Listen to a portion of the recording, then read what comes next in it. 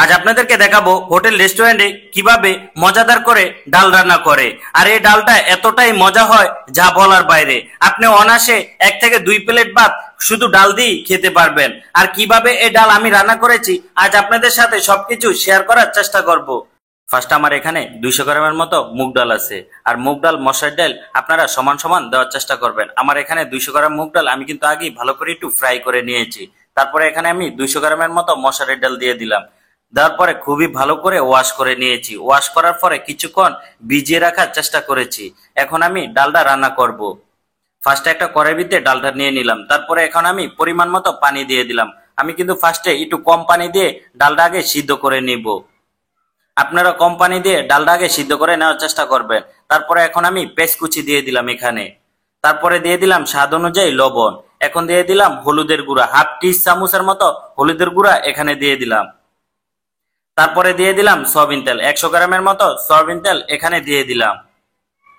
তারপরে তেজপাতা দিয়ে দিলাম। এখন দিয়ে দিলাম দারচিনি, এখন দিয়ে দিলাম এলাচ।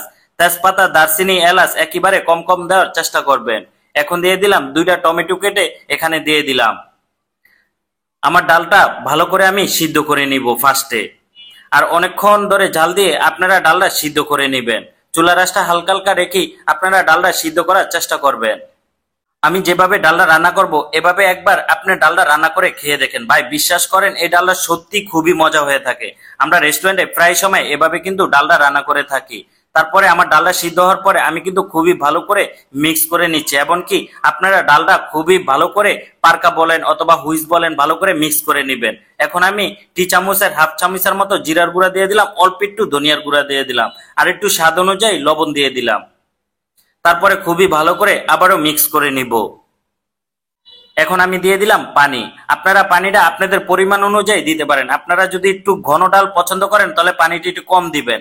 আর যদি একটু পাতলা ডাল পছন্দ করেন তাহলে পানিটি একটু বাড়তি দেওয়ার চেষ্টা করবেন। এখন আমি বাগার দিয়ে দিব। আমি একটা ফ্রাই প্যানের ভিতরে এখানে পেঁয়াজ কুচি দিয়ে দিলাম। তারপরে এখন দিয়ে দিলাম অল্প কিছু আস্তা জিরা। তারপরে দিয়ে দিলাম 2 টেবিল চামচের মতো রসুন কিমা। রসুনটা জাস্ট আপনারা কিমা করে নেবেন আর কি। তারপরে এখন শুকনা মরিচ দিয়ে দিলাম।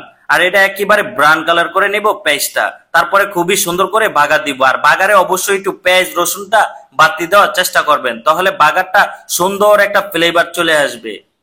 এখন কিছু কাঁচামরিচ এখানে দিয়ে দিলাম। তারপরে দিয়ে দিলাম ধনিয়া পাতা। আর ধনিয়া পাতাটা দিলে ডাল থেকে সুন্দর একটা ঘ্রাণ চলে আসে। তারপরে খুবই ভালো করে মিক্স করে নিব। আর এভাবেই করে হোটেল রেস্টুরেন্টে এই ডালটা খুবই সহজে রান্না করে থাকে। এখন থেকে আপনিও বাসায় খুবই সহজে এই ডালটা রান্না করে খেতে পারেন।